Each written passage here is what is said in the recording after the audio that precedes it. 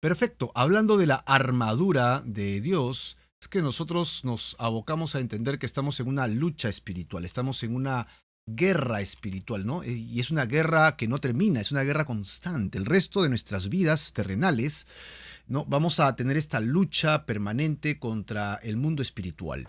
El mundo espiritual se está moviendo a nuestro alrededor como ondas de radio que pasan por nuestros costados y no las percibimos técnicamente, físicamente no las podemos palpar, tocar, pero sabemos que existen, ¿no? Las podemos escuchar. Prendemos la radio, se conecta la onda y ¡pum! ¡Oh! Llega a nuestros oídos. Como ahora mismo, ¿verdad? El cable de internet está llevando la información hacia ustedes y ustedes no saben cómo está llegando hasta allá toda esta información, pero llega hasta ustedes, ¿no? Incluso está grabado para otra situación y también llega hasta ustedes. Es fabuloso.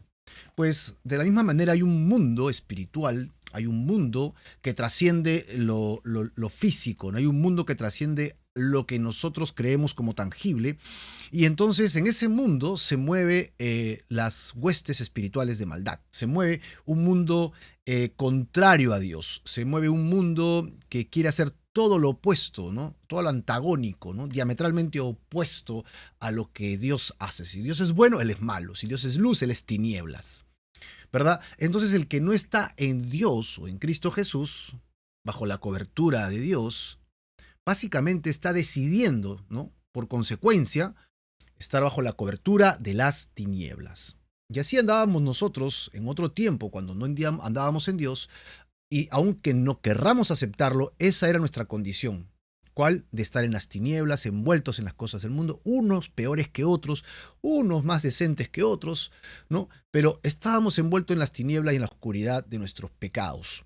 Esto simplemente nos tiene que saltar a nosotros al frente y decir, bueno, esa era mi condición de pecador antes de conocer a Jesucristo, pero ahora que yo quiero dejar esto, Dios ha puesto un puente a través de Jesucristo para cruzarlo e ir a la luz donde está Dios y allí tener vida eterna. Solo en ese lugar tengo la vida, la paz, el amor, la gracia de Dios es derramada sobre todo aquel que quiere creer, ¿no? La salvación, la vida eterna. Entonces, las tinieblas, como decimos, se pican, pues, ¿no? Se pican, ¿no? Se ponen bravos. No, ¿cómo es posible que Marco se haya ido? Es un traidor de las tinieblas. ¡Ja! Vamos a hacerle la lucha a Marco para que regrese, ¿no? Y cuando regrese lo aniquilamos. El plan del diablo solo es matar, robar y destruir. Nunca es de bendición. Te da algo, pero a costa de precios muy elevados, ¿no? Me parece un sistema bancario, ¿no?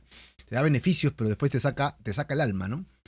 Y lo mismo es las tinieblas. Las tinieblas siempre quieren aprovecharse de ti. Las tinieblas quieren destrozar nuestra situación espiritual y alejarnos de Dios. Es el propósito, que no sigamos con Dios. Así de simple. Bueno, bajo esa premisa entonces tenemos que entender que estamos en esta lucha espiritual, en esta lucha constante. Ahora, nosotros hemos visto un bosquejo muy, muy interesante que lo encontramos y lo tenemos acá en el ticker del tanto de Facebook como YouTube. Al final buscas en la descripción y encuentras que puedes descargar este banner que vamos a ver ahora, ¿ok? Un banner que siempre utilizamos que es muy bueno. Vamos para allá. Muy bien, acá estamos nosotros como siempre, recordando que Pablo es quien inicia la iglesia en este lugar llamado Éfeso. Correcto, y años después él está preso, por eso es que esta y otras son conocidas como las cartas carcelarias o las cartas de la prisión. Y por cierto, esta es la última carta que estamos leyendo de esta serie porque hemos leído todas las carcelarias durante todos los viernes, ¿no? Han estado increíbles las lecturas inductivas. Y entonces Pablo les escribe a la iglesia de Éfeso. Los primeros 3 capítulos estaban abarcados en todo lo que es doctrina y el capítulo 4 al 6, que son los últimos capítulos y hoy día pretendemos acabar, es que Pablo lleva la teoría a la práctica y nos lleva a vivir nuestra historia espiritual. Capítulo 4, capítulo 5, capítulo 6 empieza hablando acerca de la unidad, un cuerpo, un Señor, un bautismo, un espíritu, ¿no? Y nos habla de los dones que son derramados y da 4 tipos de dones importantes que tienen la finalidad de edificar a la iglesia, ¿no? De edificar a la iglesia, donde Jesucristo tiene que ser la cabeza de una sola humanidad ahora ligados a Dios, restituidos, ¿no? Rescatados de las tinieblas para ser llevados a su luz, como dice la palabra, que es admirable, ¿no? Su luz que es maravillosa. Bueno, bajo esa premisa entonces nosotros encontramos que Él nos dice, ahora que nosotros nos encontramos siendo nuevas criaturas, tenemos que, y hace una semejanza de una vestimenta. Yo tengo que sacarme las vestimentas malas, que son las vestimentas siempre hablan de obras. Entonces, si mi vestimenta está sucia, ya entiendes la idea, ¿no? Si mi vestimenta está asquerosa, está maloliente, es así mi vida ante Dios, sucia y maloliente. Mis obras, mis acciones son terribles. Por lo tanto, yo tengo que sacarme esta ropa porque ya no sirvo a las tinieblas. ¿Recuerdas? He pasado a su luz por medio del puente que es Jesucristo. Al llegar a Cristo, entonces yo tengo que de manera voluntaria decir, ya esto no le agrada a mi Dios, así que yo decido sacarlo de mi vida. Me lo saco. Lo saco y ¿qué hago? Medito por qué está mal sacármelo, ¿no? Si mentir es malo, ¿por qué es malo? ¿Qué tengo que hacer? Tengo que hablar la verdad. Y entonces me visto con las vestimentas, por eso revestirlo, ¿no? Del nuevo en las cosas justas, que es todo lo contrario a lo que hacía antes, que en realidad es el origen de todo, ¿no? Hacer lo bueno, lo justo, lo agradable ante los ojos de Dios. Es la esencia de Dios. Dios es bueno, santo, justo, maravilloso. Y Dios quiere que regresemos a eso porque fuimos creados originalmente para eso. Sino que nos descarriamos, pues, como ovejas que no tienen pastor, ¿no? Nos descarriamos y simplemente nos vamos y hacemos de nuestra vida lo que bien creemos. Y así que hay una lista enorme ahí de cosas que tenemos que dejarnos como viejas y tenemos que vestirnos de las nuevas, ¿no? De las nuevas totalmente. ¿No? Bienvenida María Enciso, que ya está con nosotros a través de las redes sociales. Y estamos estudiando Efesios y estamos llegando al capítulo 6, ¿no? Y en el capítulo 6 encontramos que hay señales para ser llenos del Espíritu Santo, pues cantando al Señor, con himnos, con salmos, ¿no? Con palabra espiritual, estando agradecidos y ayudar a otras personas, ¿no? Llevar a otros al nivel espiritual, ayudar a otros que crezcan espiritualmente. Y luego Pablo termina el capítulo 5 hablando de cómo llevar toda esta verdad del ministerio, esta verdad de ser rescatados para Dios, a un nivel muy práctico de la unidad. Recuerdas que tenemos que estar unidos, así empezó el capítulo 4. ¿Y cómo se trabaja la unidad? Pablo lo lleva a una situación del hogar, ¿no? Bajo el techo de la casa, y le dice, tienen que estar unidos, y pum, va a agarrar 3 pares, ¿no? En esta trilogía de pares, Pablo lo que hace es empieza con un primer par, y este primer par es el esposo y la esposa. Bueno, la semana pasada leímos todo lo que restó de este capítulo, que fue fascinante, ¿no? Que fue realmente fascinante. El último versículo, que lo vamos a ver en un instante, cerraba la idea, ¿no? ¿Cómo es que ella tiene que sujetarse al marido? ¿Cómo es que él tiene que sujetarse a la esposa? Y es que la unidad está basada en un hecho de sujeción. La unidad en la iglesia, la unidad en el matrimonio, la unidad con los hijos, está basada en una palabra de sujeción. Y la palabra sujeción que utiliza Pablo es una palabra muy interesante porque es una palabra militar, ¿no? Pablo no la utiliza como un término de vamos a sujetarnos bajo los términos de la ley regular, bajo los términos de sindicatos y una orientación pues de normas y leyes humanas. No. La sujeción como la conocemos así humanamente es machista, ¿no? Pero no, en el término de Dios la sujeción tiene otro aspecto totalmente distinto.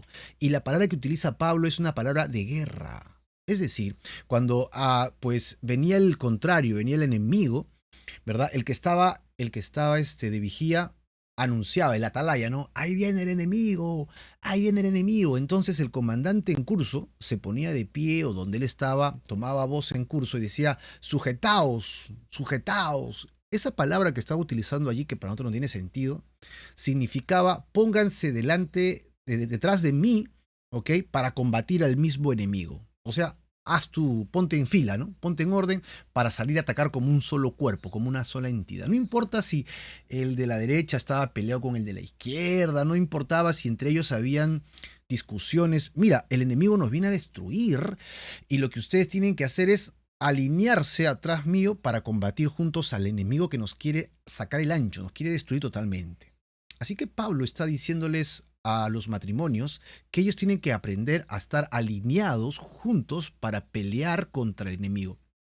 ¿Y cuál es la idea? La idea es que ellos peleen juntos contra el diablo y no que peleen entre ellos. Que peleen juntos contra nuestro adversario, como lo vamos a ver ahora, y no que entre ellos estén sacando los ojos. Ya es suficiente la batalla espiritual que tenemos para añadirle los pleitos naturales y humanos, ¿no? que que son terribles. Y así que Pablo va a hablar acerca de cómo se sujeta el esposo y cómo se sujeta la esposa, ¿no? Y eso estuvo, pero realmente brillante. Y acá están las dos palabras, ¿no? Las dos palabras es ella cómo se va a sujetar, y la palabra resalta, ¿no? Respetando. ¿Y cómo se va a sujetar el hombre a la esposa? Amando. Dos palabras cruciales. Él tiene que amar, ella tiene que respetar. Dos palabras que Pablo utiliza. Y luego vamos a hablar acerca de cómo es que los hijos se sujetan a los padres y viceversa. ¿Tú sabías que los padres, en ese término militar y espiritual, tienen que sujetarse a los hijos? ¿Sí? No es lógico a nuestra cultura, ¿no? El padre, ¿cómo se va a sujetar a los hijos? Es que no lo estamos poniendo en el término de sujeción del diccionario de la Real Academia, lo estamos poniendo en los términos espirituales y bajo la premisa de una guerra. Y lo mismo va a suceder en el tema de esclavos y amos, que hoy día acabaremos con esas dos lecturas y terminaremos con lo último. Lo último es que Pablo dice, si estamos en guerra, tenemos que reconocer que estamos peleando una guerra espiritual y contra quiénes. Ahí vamos a ver la lista de nuestros enemigos. Y Pablo hace uso de la metáfora del Antiguo Testamento en muchas partes de los salmos y de las profecías como Isaías acerca de que en esta guerra estamos peleando pero no desarmados. Tenemos unas herramientas de justicia. Pablo estaba preso y presumiblemente estaba rodeado de soldados romanos. Así que Pablo ve en la vestimenta romana una forma muy clara de poder evidenciar, ¿no? De poder aclararle a todo el mundo que conocía a los soldados romanos, donde fuese había uno. Decirle, tú también tienes una vestimenta parecida, pero espiritual. Hoy día la vamos a ver, hoy día la vamos a ver. Así que aquí está, ¿no? Aquí están las herramientas que veremos. Ahora, vamos pues a nuestra lectura. Yo, como ustedes saben, siempre me paso al Word y de ahí lo tengo para ustedes. Sí, vamos para allá. Muy bien, aquí estamos entonces con el texto que nos toca el día de hoy, no sin antes recordar el último versículo de la sujeción perfecta del capítulo anterior, capítulo 5, donde ya habiendo descrito rápidamente todo lo que significaba la sujeción del esposo y la sujeción de la esposa, Pablo termina diciendo por lo demás. Terminamos con el tema, cada uno de ustedes, o sea, el esposo y la esposa. Hablando del esposo, ¿no? Cada uno de ustedes, esposos, ame también a su mujer. Así que el énfasis para el esposo es ámala. ¿Cómo la vas a amar? Lee el capítulo. Ahí va a poner el símil de Jesucristo amando a la iglesia y estos elementos que son riquísimos. Si quiere más detalle, ve al video anterior y chequéate esta información porque allí hay mucha información que todavía se puede profundizar más. ¿Y ella cómo se va a sujetar al esposo? Pues básicamente la palabra que utiliza aquí es respeta al marido, ¿no? Sujétate y acá acaba diciéndole respétalo. Así que ya sabes, señora, si tú estás en una pelea espiritual porque entiendes que estamos en una guerra, ¿cómo es que tú ganas esa guerra si estás casada? Respetando al marido.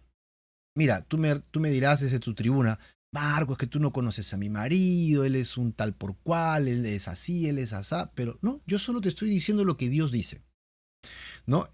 Hay muchos elementos que considerar, pero desde luego, ¿no? Obviamente, ¿no? No es tan fácil como yo me sujeto y me respeto y que me maltrate. De ninguna manera a ese punto lo sacamos del cuadro. No estamos hablando para nada de eso. Lo que estamos hablando es que en los términos espirituales tenemos que reconocer que estamos en una guerra espiritual y que tenemos cómo ganar esa guerra, ¿no? Así que acá tenemos las herramientas. Inmediatamente Pablo empieza el capítulo 6, para nosotros capítulo 6, ¿no? Él solo estaba escribiendo la carta. Y entonces termina con la sujeción mutua, hablando en la familia de los padres con los hijos. Correcto, cómo sujetarse unos a otros. Ahora empieza con la siguiente pareja, ¿no? El siguiente par, que es los hijos con los padres, y arranca con los hijos, ¿no? En el primer par arrancó con la esposa. En este segundo par, el hijo debe obedecer y debe honrar. Así que hay dos palabras que tienes que rescatar, ¿no? Para que lo puedas considerar, por favor. El hijo, ¿qué tiene que hacer? 1, obedecer, y 2, honrar. Hijos, obedezcan en el Señor a vuestros padres, porque esto es justo. Ahí está inmediatamente en el verso 2 la otra palabra. Honra a tu padre y a tu madre, que es el primer mandamiento con promesa. Y luego continúa, citando los 10 mandamientos, ¿no? El quinto de los 10 mandamientos. Empecemos por hijos. Estos hijos que están acá no son hijos espirituales. Estos hijos de acá no son hijos de los otros, de las otras familias, ¿no? Está hablando de tu hijo natural. Obvio, si tú tienes Un hijo, no importa cómo haya llegado a ser tu hijo, porque tú puedes tener un hijo natural de sangre o puedes tener un hijo adoptivo, es tu hijo. Si es tu hijo, ok, tienes que enseñarle estas dos verdades. Uno, a obedecer y dos, a honrar. Así que esto no les va a ser natural. Los hijos, por consecuencia, por como somos creados egoístas, así somos naturalmente los seres humanos, pensamos primero en nosotros, ¿no? Nuestro primer deseo es yo quiero, yo necesito, ¿no? Yo quiero mi leche, yo quiero mi agua, yo quiero que me atiendan, yo quiero que me cambien, y es natural y está bien en un bebé. Pero conforme vamos creciendo, no podemos ser egoístas el resto de nuestras vidas. Tenemos que comenzar a compartir y aprender a vivir en comunidad. Y aquellos que no aprenden a vivir en comunidad tienen muchos conflictos y obviamente muchos problemas el resto de sus vidas. Aquí tenemos entonces que los padres tenemos que enseñar a nuestros hijos dos cosas. Uno, tiene que obedecer y dos, tiene que honrar. ¿Cómo tiene que obedecer? Y acá dice una palabra, una frase clave. Esa obediencia tiene que ser como en el Señor. ¿Por qué? ¿Por qué tengo que obedecer a mi padre como si fuera el Señor? Porque esto es justo, pues. Porque esto es justo. Mira, la palabra honra del versículo 2 es una palabra que tiene influencias de darle pleitesía, ¿no? De ponerlo en un lugar elevado. Y no es que estemos haciendo idolatría, ojo, ¿ah? Lo que estamos diciendo es que Dios utiliza a los padres como co-creadores. ¿Te has dado cuenta o no?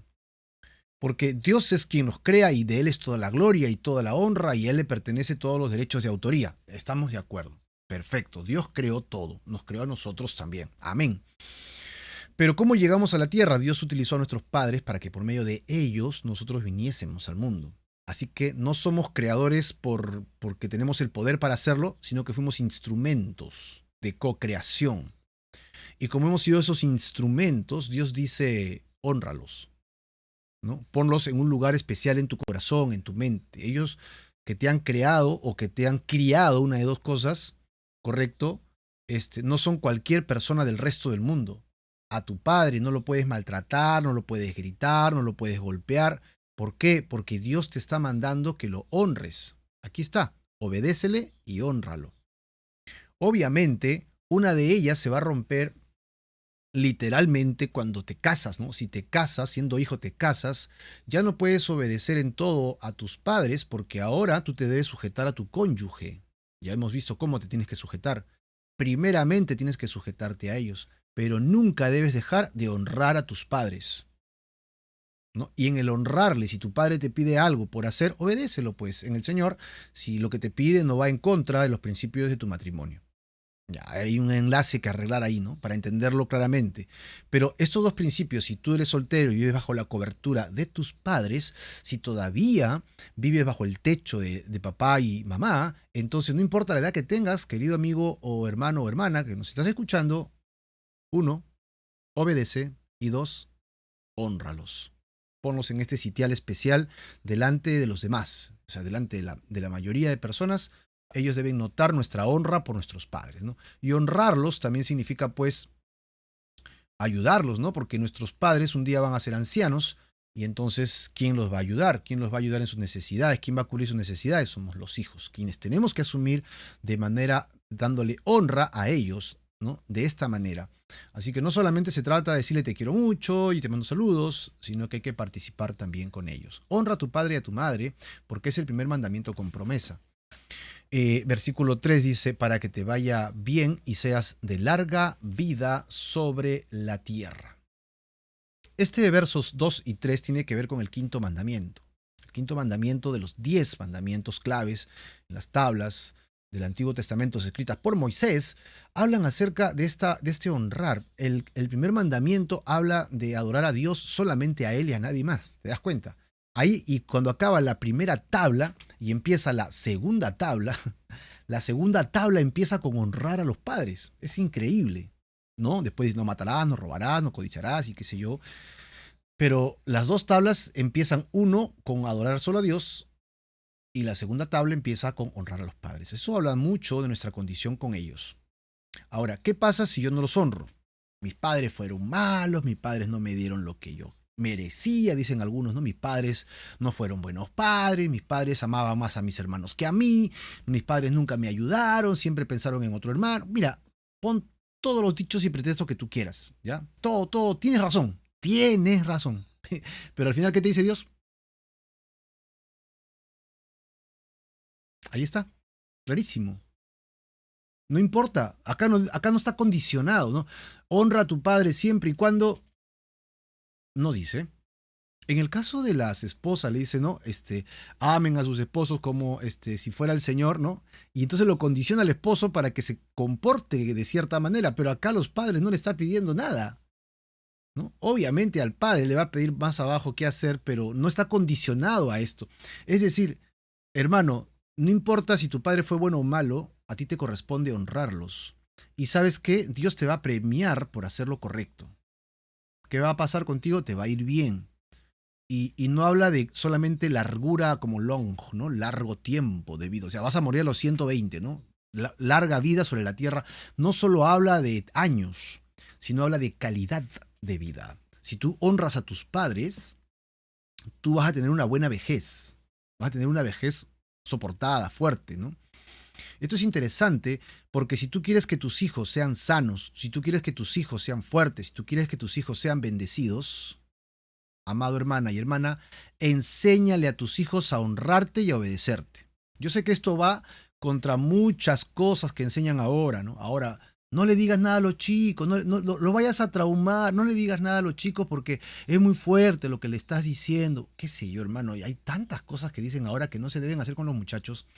Y entonces el chico hace lo que le da la gana, los muchachos gritan a los padres, los ningunean en la calle, pasan cosas espantosas y terribles. Tú ves como un chico le contesta a su padre, incluso insultándole con groserías públicamente. Y el padre dice, sí, no, así son los muchachos, déjalos, ya van a aprender. No, si no les enseñas, no aprenden, ¿no? Y tú estás convirtiendo a tus hijos en personas que van a perder bendición y van a tener una mala vejez.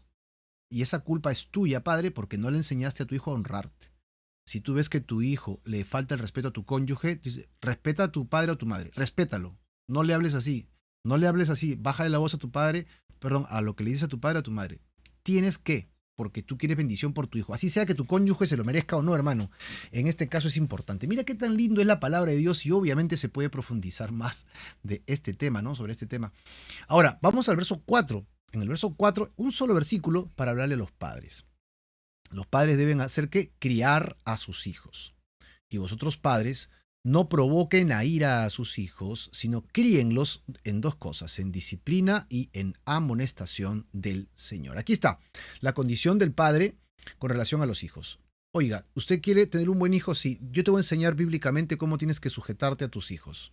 Es lo que estamos aprendiendo, ¿no? Sujetarse para pelear juntos la buena batalla. ¿Cómo tengo que hacer con mis hijos? No los hostigues. No los hostigues, no los recrimines cada rato. Si hay cosas que han hecho mal, llámalo, díselo, que entienda lo que ha pasado. Si hay una disciplina que tú estás ejercitando, hazlo con amor, ¿verdad? Como tiene que ser. Amén. Pero después que cerraste esa puerta, déjala cerrada, déjalo que lo medite, que lo analice y no se lo reproche, no se lo estés gritando, no se lo estés diciendo. No lo provoques a ira. Obviamente, si vuelve a incurrir, hay que volver a llamar y hay que volver a disciplinar, porque esa es nuestra condición. Por ahí está, críenlos en disciplina, dice, ¿no? Y amonestación del Señor. Una disciplina es ponerle la rectitud y la amonestación es como que te estoy pasando el memo, te paso a vos que estás comportándote mal y te explico por qué te comportas mal. Y si lo vuelves a cometer, ¡pum! El siguiente nivel, ¿cuál es? Disciplina. Acá están las condiciones de cómo criar. Ojo que criar no es lo mismo que educar. No, ahora hay que educar a los niños, no hay que educar a los jóvenes, darle mucha información. Mira, mucha información no es sinónimo de sabiduría, solamente es acumulación de información, porque si estuviéramos diciendo eso, las computadoras serían sabias, pues, ¿no?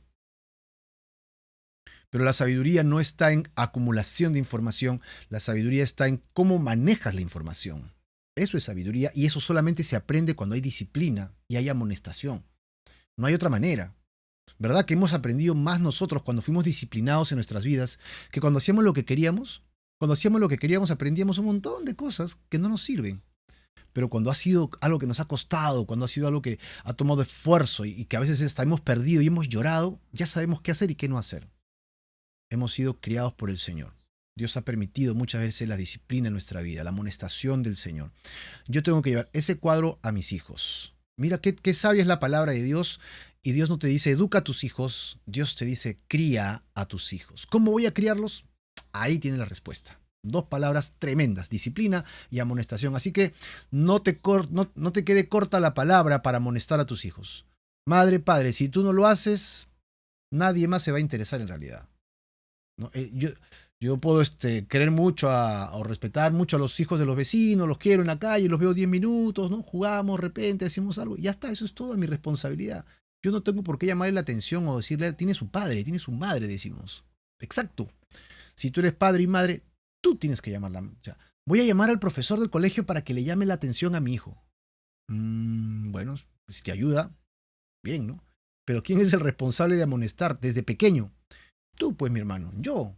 Los padres somos los que tenemos que hacer esto. No podemos delegar esa responsabilidad esperando que el colegio o que la iglesia o que el pastor solucione el problema con tus hijos.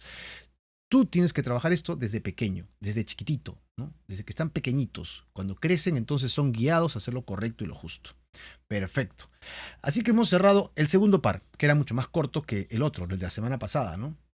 Ya sabemos entonces los hijos tienen que obedecer y honrar, mientras que los padres tienen que criar a los hijos. Ahora, siguiente par y el último, versículos del 5 al 9, vamos a ver primero los siervos, que sería el equivalente al empleado.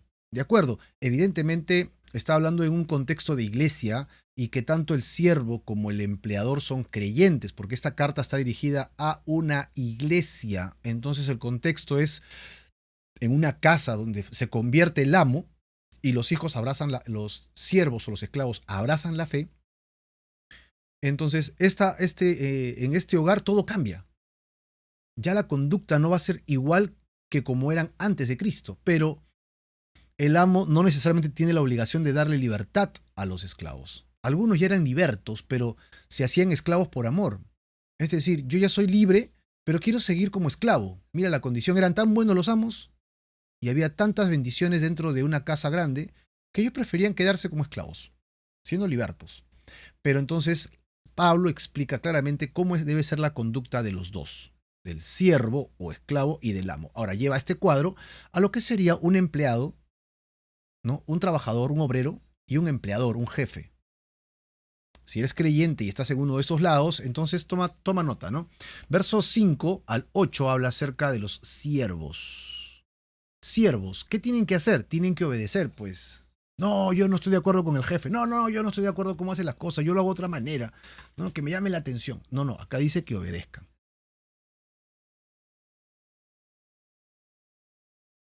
Muy bien, gracias. Siervos, obedezcan a vuestros amos terrenales con temor y temblor, dice, ¿no? Con sencillez de vuestro corazón, como si fuese a Cristo mismo. ¿Qué pasó? Se nos fue la pantalla, la visión. No sé qué sucedió aquí. Muy bien. Siervos, obedezcan a vuestros amos terrenales con temor y temblor, con sencillez de vuestro corazón, como a Cristo Jesús. No sirviendo al ojo como a los que quieren agradar al hombre, ¿no? No sirviendo al ojo, dice. Y sino como siervos de Cristo, de corazón, haciendo la voluntad de Dios, sirviendo de buena voluntad como al Señor y no a los hombres, sabiendo que el bien que cada uno hiciere, ese recibirá del Señor, sea siervo o sea libre. Perfecto. Perfecto. Hemos perdido un poco de buena iluminación, no estoy muy seguro qué pasó aquí. Y ya está, creo que lo hemos arreglado. Una manito era suficiente. Habla de obediencia. Básicamente es hazle caso. Hazle caso. Lo que dice, hazle caso. Obviamente, si lo que te está pidiendo es contrabíblico, si lo que te está pidiendo es amoral, si lo que te está pidiendo es robar, mentir, estafar, defraudar, eso no. Ahí hay un límite. Yo me sujeto, pero hasta ahí no llego. ¿Te voto del trabajo? Pues me tienes que votar con mis beneficios. y si el Señor permite que me vaya es porque me va a dar otro trabajo donde mi jefe no me va a obligar a, ¿no?, hacer lo indebido. Ahora, obviamente dice siervos a amos terrenales porque tenemos un amo que es superior. Y yo me debo a ese amo primeramente. ¿Cómo tengo que hacerlo? Tengo que hacerlo viéndolo a él superior, pues, con temor y temblor. ¿Y cuál debe ser mi actitud? Sencilla, ¿no? Como usted diga, ¿no? Y tiene que ser honesta, de corazón. Es como si estuviera sirviendo de alguna manera a Cristo mismo. Ahora, otra cosa que tengo que evitar es servir al ojo. Es decir, no hago nada. ¡Ay, qué flojera! Ahí viene el jefe. Trabaja, trabaja para que te vea trabajando. Se fue el jefe. ¡Ay! Vamos a descansar. No, no, no, no. Tú no puedes servir al ojo, ¿no? Tú dices, el ojo del amo, el amo engorda al caballo, dice, ¿no? Es un dicho popular. Nosotros no podemos trabajar para que el amo nos vea. Yo no puedo trabajar para que mi jefe me vea trabajando. Yo trabajo porque yo he vendido mi tiempo, mi habilidad, mi esfuerzo, mi talento, mi profesión a alguien que la requiere. Si soy ingeniero y me están pagando por mi labor, entonces todas mis habilidades de matemática, de ingeniería, ¿verdad? De diseño, yo la desbordo dentro de mi horario de trabajo para que beneficie a esa persona que está pagándome por eso. Si yo no hago algo así, entonces estoy robando. Por eso es que Pablo dice, no sirviendo al ojo, como a los que quieren agradar a los hombres, sino como lo que verdaderamente somos, siervos de Cristo, realmente de corazón, y haciéndolo de buena voluntad, ¿no? Haciendo la buena voluntad de Dios. Y así, sirviendo de buena voluntad como al Señor y no a la gente, no buscando agradar solamente al hombre, sabiendo entonces qué cosa, versículo 8, que el bien que yo haga, así mi jefe no me recompense, yo la voy a recibir del Señor. No importa si eres siervo o no importa si eres libre, ¿no? Acá está la diferencia entre un esclavo que es esclavo y un esclavo que se ha hecho liberto. Hay dos tipos de esclavos. No importa. Si tú haces lo correcto, si tú haces lo que tienes que hacer, entonces debes recordar algo. Así tu jefe no te recompense, Dios sí te va a recompensar. Ahora, los amos deben hacer lo suyo. ¿Qué tienen que hacer los amos? También tienen que sujetarse a sus esclavos, en este caso a los empleados. ¿Cómo así? Para ganar la batalla espiritual. Dice el versículo 9, y ustedes amos, hagan lo mismo con ellos, dejando las amenazas. O sea, no te vengas acá con tratar mal al empleado. No deberías tratar mal a un empleado. Siempre deberías tratar bien a un empleado, ¿no? Hacedlo con ellos lo mismo, dejando las amenazas, sabiendo algo, recordando, mejor dicho. Porque si eres cristiano, tienes que saber que el Señor de los esclavos o que de los empleados, el Señor de ellos y vuestro, ¿dónde está? En el cielo. El Señor tuyo también es el Señor de ellos. Y si tú lo tratas mal a tu empleado, tienes que saber que el Dios de ellos, que también es tuyo, te va a pedir cuentas por cómo estás tratando a esas personas. Él está en los cielos y que para Él no hay menor ni mayor. Solamente es un tema de administración. Unos administran y otros están en la obra. Pero para Dios no es un problema ajusticiarte. Así que hemos encontrado los tres pares, ¿no? El primero es el conyugal, el segundo es entre padres e hijos y el tercero es el laboral. Ya los tienes, repásalos, vuélvelos a leer, porque está muy interesante. Seguramente tú dirás, ¿podemos abundar más? Claro que sí, pero esta es una lectura inductiva en la que estamos encontrando los detalles del texto. Y vamos a acabar con la lectura del capítulo 6 con la armadura de Dios. Y esto es un tema de guerra espiritual. Y espero que estés tomando nota, porque esta parte es fabulosa, esta parte es increíble, cómo Pablo puede realmente simplificar toda una verdad de guerra espiritual en lo que resta de este capítulo. O sea, ni siquiera es el capítulo, es lo que resta del capítulo. Veamos entonces que hay una necesidad de una armadura espiritual. Versículo 10 y versículo 11 dice, por lo demás, hermanos míos, tenemos que hacer dos cosas. Lo primero es fortalecerme, ¿no?, en el Señor, y lo segundo es reconocer que ese fortalecimiento es solamente en el poder de la fuerza del Señor. Por lo demás, hermanos míos, fortalezcanse en el Señor. ¿Dónde me fortalezco? No en la psicología. ¿Dónde me fortalezco? No en la doctrina humana. ¿Dónde me fortalezco? No en el consejo humano o en mi propia cultura, tal vez en todo lo que has aprendido durante muchos años, ¿no? Te fortaleces allí. Tú dices, no, yo me siento seguro porque yo sé lo que estoy haciendo. No, pero acá dice, fortalécete en el Señor. Y Él tiene un poder increíble. Es un poder sobrenatural, extraordinario. Y en ese poder de la fuerza de Dios es que tienes que sostenerte. Confía que Dios proveerá, cuidará y sostendrá. ¿Y recuerdas cómo empezó esta segunda sección en el capítulo 4? Hablando de vestirnos y dejar nuestra forma de vestir, ¿no? Vístanse, dice el versículo 11, ahora de una armadura. Tengo que sacarme la vestimenta vieja, antigua, de malas obras, y colocarme la nueva, y sobre esa colocarme la vestimenta de guerra. Debo vestirme ¿de cuánto de la armadura de Dios? El texto aclara algo, toda la armadura. Ojo que no dice, vístanse de alguna armadura. No, acá especifica claramente que yo tengo que hacer esto siempre, constantemente y toda, no una parte. ¿Para qué? Para que yo esté firme en medio de una acechanza. Yo soy una oveja, ¿no? El Señor es mi pastor. ¿Recuerdas? Es el Salmo 23, ¿no? Así que recuerda que si somos ovejas, las ovejas somos cazables, somos codiciables, ¿ok? Ante el salival de los lobos, ¿no? Que se quieren comer a las ovejas. Entonces los lobos o los animales de caza, somos animales de presa nosotros, ¿no? Figurativamente, obviamente hablando, están acechando para comernos, están acechando para atraparnos. Entonces, ¿cada cuánto me tengo que vestir yo? La verdad es que todo el tiempo me tengo que vestir. ¿Con cuánto es la armadura? Con toda la armadura. Así que hoy día vamos a ver la lista y tienes que verificar si todos los días te pones la armadura o no. Con eso vamos a acabar y espero que todos los días estemos vestidos con esa armadura. Ok, pues dice para que puedan estar firmes contra las acechanzas del enemigo. Vamos a ver quién es el enemigo. Versículos 12 y 13 dice, porque no tenemos lucha contra personas. ¿Verdad? Eso es lo que dice sangre y carne, significa contra seres humanos. Porque luego se va a hacer una lista de seres que no tienen sangre y no tienen carne. Así que es muy evidente que cuando habla de sangre y carne está hablando de seres humanos. No tenemos lucha contra el jefe, no tenemos lucha contra la suegra, no tenemos lucha contra el amigo antipático, no tenemos lucha contra mi enemigo de carrera. O sea, nuestra lucha, si bien es cierto, es visible, audible, hasta física contra un enemigo, pero Pablo aclara la cosa. Él, mi enemigo, está influenciado por este mover espiritual para destruirme. El enemigo, mi verdadero enemigo, me quiere destruir. ¿Y a quién va a usar? A aquellos que no tienen el Espíritu Santo. Ellos se van a dejar influenciar entonces por este enemigo espiritual y me va a atacar.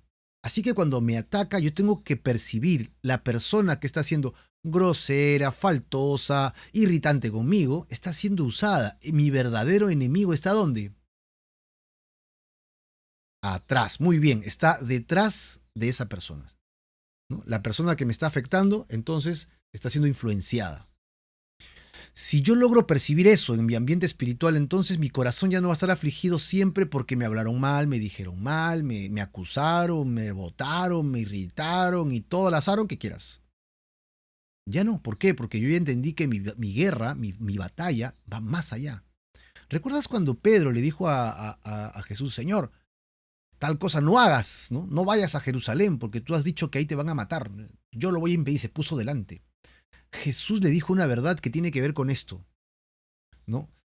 Apártate de mí, Satanás, le dijo. ¿Acaso Jesús le dijo Satanás a Pedro? Jesús notó claramente que eso lo que estaba haciendo Pedro era influenciado por el enemigo. Sabía que Pedro y Jesús tenían un gran amor como amigos, como discípulo y maestro, y el hecho de que Pedro le dijera algo así debería haber conmovido el corazón de Jesús. Y si él se hubiera dejado llevar por sus emociones, posiblemente hubiera bajado la guardia para ir a Jerusalén. No. Jesús dijo, Pedro, te estás dejando influenciar por el diablo, por el enemigo. No lo voy a permitir. Apártate de mí, Satanás, ¿no? Déjame pasar a mi objetivo, que es que rescatar a Marco de aquí a 2000 años para que no se me pierda mi Marquito, o sea, yo, ¿no? Y ahí pon tu nombre. Dios no quiere que te pierdas. No quiero que se me pierda mi Giselita, ¿no? No quiero que se pierda mi Dianita, ¿no? No quiero que se pierdan mis hijos. No quiero que ellos se pierdan. Mi Katia, quiero rescatar a Katia, a mi María Enciso, ¿no? A mi Hilda, a mi Hildita, que no se me vaya a perder.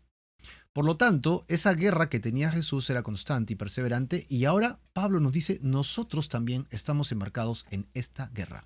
No tenemos guerra contra sangre, contra carne, sino contra, y ahí está la lista, principados, potestades, gobernadores y huestes espirituales. Cuando habla de principados y potestades, habla de gente que está, o seres que están liderando. Gobernadores habla de lugares, porque dice gobernadores de las tinieblas de este siglo y huestes espirituales de maldad. ¿En dónde? En las regiones. Así que nosotros los seres humanos hemos hecho países. Hemos dividido el mundo en partes y entonces se han hecho imperios o se han hecho países con presidentes y de diferentes formas y somos independientes y soberanos cada uno de nosotros. El diablo también ha mapeado el planeta y ha hecho una división y tiene pues sobre cada lugar gobernadores, principados, huestes espirituales. Todos ellos son ángeles caídos, correcto, y debajo de ellos tienen hasta que llegan al grumete, pues, ¿no? Hasta que llegan al cabo raso, es decir, ángeles caídos, ángeles caídos. Recuerda que son millones. Sin embargo, solamente es una de tres, porque dice que es la tercera parte. ¿No? Recuerda, uno de tres, la tercera parte nada más cayó con el diablo y las otras dos de tres se quedaron con Dios. Así que en realidad más son los que están con nosotros que con ellos. Por eso es que estamos con victoria. Si tú crees en el poder de Dios en tu vida, estamos en victoria. Hemos ganado en realidad, ya tenemos la victoria sobre nuestros enemigos. Así que acá hay una lista que de manera muy general Pablo lo dice. Hay una organización satánica, una organización que se moviliza como una hueste horrible de maldad contra el mundo, y es por eso que los diablos, los demonios que están a nuestro alrededor nos quieren influenciar. Hay a nuestro alrededor demonios que están ahí pululando, ¿no? Ahora, versículo 13 dice, por tanto, otra vez esta frase es la misma que leímos líneas arriba. ¿Cuánto de la armadura de Dios? Pues el versículo 13 lo dice acá. Toda la armadura de Dios. O sea, no solo use la espada. Yo uso la espada y esgrimo con la palabra de Dios, pero hablas mentiras. O sea, se te va a caer todo, pues. No, toda la verdad, toda la armadura de Dios. ¿Para qué? Para que puedan resistir. ¿Cuándo? En el día de ataque, pues. Y a veces pueden ser todos los días, durante un largo tiempo, un descanso y sigue la guerra. Para que resistas en el día malo. ¿Y va a acabar? Sí, va a acabar. Y cuando acabe todo, ¿cómo vas a estar? Con el casco medio roto, el pectoral desgastado, las sandalias ya a punto de romperse, hechas hilachas, la espada ya gastada, sudada, ¿no? Pero vas a acabar firme. O sea, sí hay guerra, pero vas a acabar firme. Verso 14. Estén pues firmes entonces y empieza la lista. Empieza la lista con la que nosotros estamos viendo justamente la armadura, ¿no? Por un lado hemos visto lo importante de la unidad, que estamos en guerra y por eso tenemos que andar en unidad. Y por otro lado, tenemos que ver que tenemos herramientas para poder conquistar. Estas herramientas las vimos justamente demarcada en nuestro texto. Tenemos el casco, tenemos la coraza, tenemos el escudo, tenemos la palabra de Dios, en ese tiempo eran rollos, tenemos esa crucecita del medio, la correa, las sandalias que ves abajo es el evangelio. Así que está eliminado con este cuadro, correcto, que está bastante bueno. Salvación, fe, evangelio, verdad, palabra de Dios y justicia. Finalmente hay que orar, ¿no? Vamos a ver cada una de ellas. ¿Cómo lo dice Pablo? Pablo nos dice primero la verdad y la justicia. Parte de tu herramienta de conquista, de batalla contra el enemigo, nuestro verdadero enemigo que es el diablo, es que hables verdad y que hagas justicia. Dos cosas, no te olvides. Ve apuntando porque es importante y vas a hacer check. Sí hablo la verdad siempre, check. Hablaba mentira, era un pérfido mentiroso, ¿no? O sea, no paraba, yo mentía hasta ya, yo me creía mis mentiras. Ya, ahora ya no, habla la verdad. O me esfuerzo por decir la verdad, perfecto. Marca un check. ¿No? Y si haces justicia, perfecto. Ahora estoy haciendo justo. Lo que es justo, lo estoy haciendo. Lo que es injusto, me cuesta. A veces quiero sacarle ¿cómo se llama? Provecho a la rueda del molino para mi favor. No, no, no. Para todos igual.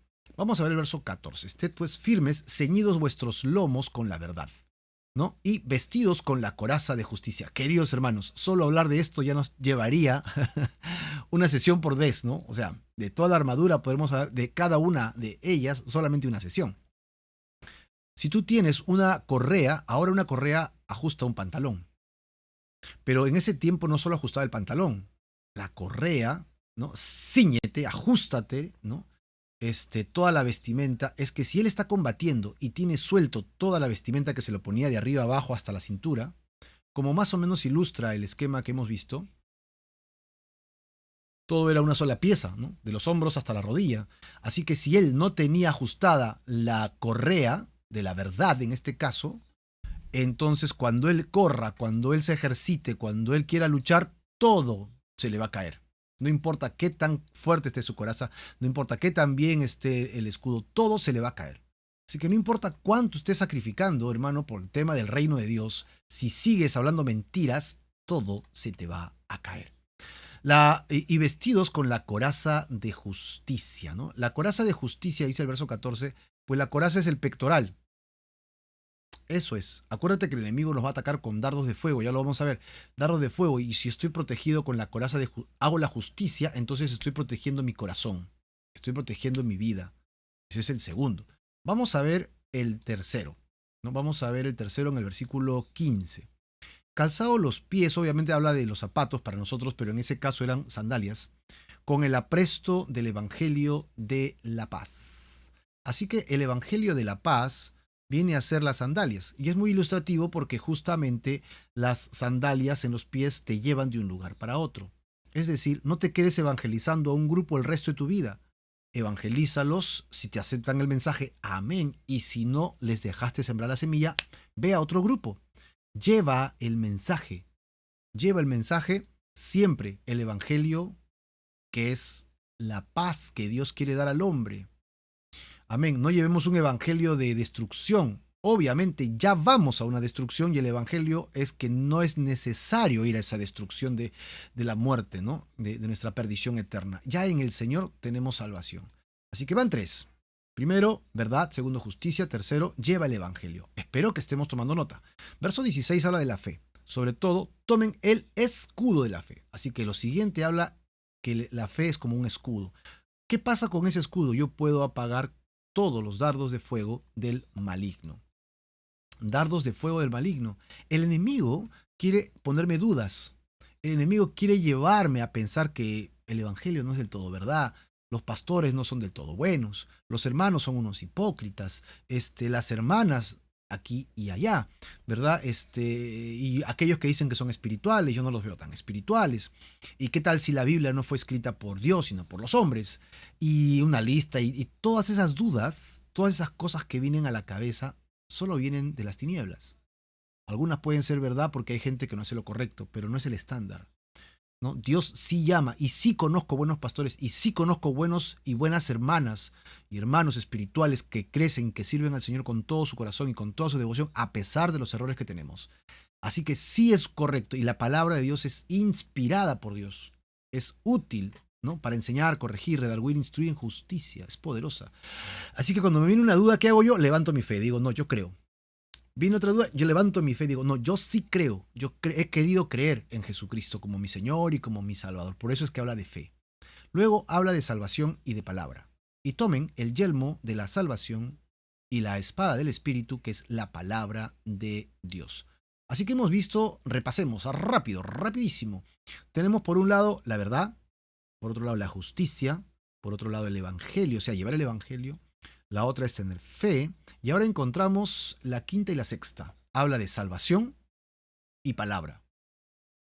Versículo 17, otra vez. Tomad el yelmo de la salvación. Es que la salvación es como un casco, ¿no? El yelmo es casco que lleva justamente el soldado cuando las flechas vienen y lo quieren atacar. Yo soy salvo por gracia a través de la fe y no por obras. Él me ha redimido, me ha salvado por el amor eterno que me tiene. Dios me ha sacado de la oscuridad de mi vida y me ha llevado a su incalculable amor. Yo he decidido servirle y seguirle el resto de mi vida. Yo he querido creer eso. ¿Por qué? Porque es la única forma que tengo para ser salvo. Creyendo. Así que cuando me vienen dudas, yo me pongo mi casco y digo, no, he creído. He decidido creer. Así que ahí va el quinto. Y el sexto es la palabra de Dios. La palabra de Dios es una espada, dice. Por eso es que decimos siempre, ¿has traído tu espada? ¿No? Y la espada, que es la palabra de Dios, bueno, acá la he puesto como un pergamino para que le dé la idea justamente de palabra, más que de una espada. Es interesante porque cuando tú buscas el original de la palabra espada, No es la espada que utiliza, pues esa espada enorme que usa Conan, ¿no? Que es del tamaño suyo, creo que cuando pelea, se baja 5. No, la palabra espada que utiliza Pablo aquí es la palabra de diario. Es la palabra que se utiliza para la espada pequeña, la espada corta, para el ataque directo, para el ataque persona a persona. Esa espada que la desenfundas y te luchas y te afanas contra el enemigo, ¿no? Para ganar. Así que no es la espada grande de combate en una guerra, sino es la espada corta y pequeña, como un pequeño cuchillo, determinadamente de unos 30 centímetros, para el combate diario. Así que lo que está hablando aquí es, estate seguro de tu salvación, pero por otro lado, usa la palabra de Dios. Todos los días. No solo cuando te enfrentes a una gran lucha vas a buscar a Dios, dices, ¿no? Y abres tu Biblia. No, todos los días abre tu Biblia. Todos los días utiliza tu palabra. Y nada, aquí podemos hablar mucho, podemos hablar del Salmo 119, podemos hablar de mucho de la palabra y el poder que se ejercita a través de creerla y vivirla. Pero ya tienes las 6 herramientas. Y Pablo termina con la oración. Mira, como parte de esta estructura, a pesar de que la armadura, ¿ok? No tiene una parte como oración, él termina hablando de la oración y se incluye allí para que oren por él también, ¿no? Así que tenemos toda esta armadura importante, ya sabes, salvación, justicia, palabra de Dios, verdad, evangelio y fe. 6, apúntalos, toma nota, márcalos en tu Biblia, ¿no? Entiéndalas y vive haciendo justamente eso, ¿no? Usando la armadura de Dios para que no seas vencido por el mal. Ahora, él termina diciendo oración, versículo 18 al 20. Orando en todo tiempo. ¿Cada cuánto hay que orar? En todo tiempo. Con toda oración y también suplicando, ¿no? Rogando, te suplico, Señor. Eso no puede ser carnal, tienes que entregarte, tiene que ser en el Espíritu Santo. ¿Y en qué momento? Siempre, dice, velando. Y hablando de velar, que es la noche, tenemos una vigilia este domingo, ¿no? Inscríbete ahí, te vamos a mandar el link para que te inscribas en la vigilia. Correcto. Ahora te mandamos un link, entras al link y tienes que inscribirte dentro del link. Correcto. Y allí vamos a tener un tiempo de oración para velar en oración, justo lo que está diciendo Pablo que debemos hacer acá. ¿Cómo tengo que hacerlo? Siempre pues, perseverando, con toda perseverancia. ¿Con quiénes tengo que hacerlo? Cuando me voy a jugar pelota o cuando estoy en una cancha de fútbol o cuando estoy en el cine o cuando estoy en el bus, la buseta, el carro, el micro, como lo llames. No, cuando estoy caminando, no, dice con todos los santos. Es decir, en grupos cristianos, con más creyentes. Hazlo. Y Pablo dice que tienes que hacerlo constantemente por oraciones personales, oraciones por tu iglesia. Y en este caso, en el verso 19, podríamos decir que es oraciones por los misioneros, por los pastores, por aquellos que predican y enseñan la palabra de Dios. Oren por los maestros de nuestra iglesia que en noviembre van a estar enseñando esta conferencia de 2 de Timoteo, ¿no? Acá Pablo habla de sí mismo, versículo 19. Oren por mí a fin de que al abrir mi boca me sea dada palabra para dar a conocer con todo de nuevo el ministerio del Evangelio, ¿no? El misterio del Evangelio. Así que él dice, oren por mí para que yo pueda seguir enseñando y predicando.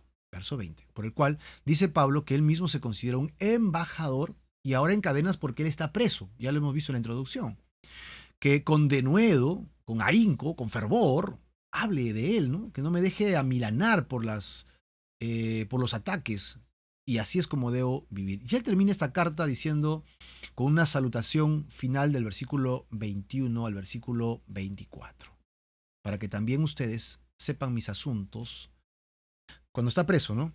Y lo que él hace estando preso, él estaba predicando, enseñando a todos los que estaban con él ahí, ¿no? A los soldados y a los presos. Todo lo os hará saber Tíquico. Así que ya sabes que el que lleva la carta se llama Tíquico. ¿Ok? Que es el portador de la carta. Hermano amado. Así que le pone una categoría de que es amado y también se le dice que es ministro. Mira estas dos palabras importantes. Es amado, pero también es un fiel ministro del Señor. El cual envía a ustedes para esto mismo, para que sepan lo tocante a nosotros y que consuele también sus corazones. No se preocupen tanto por mí, dice Pablito. Paz sea a los hermanos y amor con fe de Dios Padre y del Señor Jesucristo. La gracia sea con todos los que aman a nuestro Señor Jesucristo, con ese amor que es inalterable. Y Pablo termina con un gran así sea, es decir, amén. Pablo ha terminado esta carta escribiéndoles con un gran corazón y enviándoles a alguien muy cercano que es fiel y amado para hablarles de la practicidad del Evangelio, la practicidad de entender las Escrituras. Y es práctico porque el fundamento está en la unidad y que empieza por casa y tenemos que entender que es una guerra espiritual. ¿Y cómo lucho esa guerra espiritual? Tanto sea a nivel conyugal o pueda ser a nivel familiar con los hijos o a nivel laboral, tengo herramientas de justicia con las que puedo luchar y vencer los ataques, los embates, los tiempos difíciles del enemigo. Y esta armadura me la tengo que colocar siempre, todos los días y el resto de mi vida, porque la batalla no ha acabado y no va a terminar hasta que Jesucristo regrese por su iglesia y nos lleve para estar con Él para siempre. El Señor quiere que tú y yo vivamos para Él y que le sirvamos siempre. ¿Le has entregado tu vida a Jesucristo y estás esperando que el Señor te ayude en tus embates y combates contra el enemigo? Hay dos cosas que tienes que hacer para empezar tu vida espiritual: fe y arrepentimiento.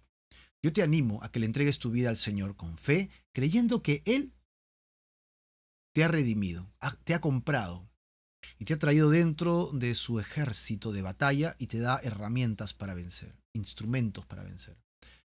Necesitamos venir a Jesucristo arrepentidos de nuestros pecados y poner nuestra fe en Él y encontrar salvación y vida eterna. Si no le has entregado tu vida a Jesús, aún estás muerto en tus delitos y tus pecados. Y entonces nuestra guerra espiritual, que estamos con las tinieblas, nos va a llevar a la perdición eterna. Yo suplico al Señor que encuentres la salvación y la vida eterna en el Señor ahora. Y voy a hacer una pequeña oración para encauzarnos en ese amor de Dios. Padre, quiero entregarte mi vida, mi corazón para servirte solamente a ti. Te ruego por mis hermanos y hermanas que están conectados con nosotros, para que tú los bendigas, Señor, y tú los cuides, para que tú los llenes de tu gracia y le traigas salvación y vida eterna. Nos arrepentimos de nuestros pecados y ponemos nuestra fe en la obra salvadora de Jesucristo. Solamente tú eres el Rey, solamente tú eres quien nos sana y nos salva. Señor, te entrego mi vida, mi corazón por siempre a ti y prometo servirte el resto de mi vida. Ayúdame a vencer las tinieblas y a seguirte por siempre en el nombre de Jesús. Amén y amén. Amén. Y si le has entregado tu vida al Señor en oración, de todo corazón, entonces el Señor ahora te va a dar victoria para que tú puedas vencer y puedas decirle de todo corazón al Señor Jesucristo, ¿ok?, que peleas la buena batalla de la fe y que vas a tener esa victoria, acabarás la carrera que Él te ha llamado a luchar. Muchas bendiciones, que Dios te bendiga.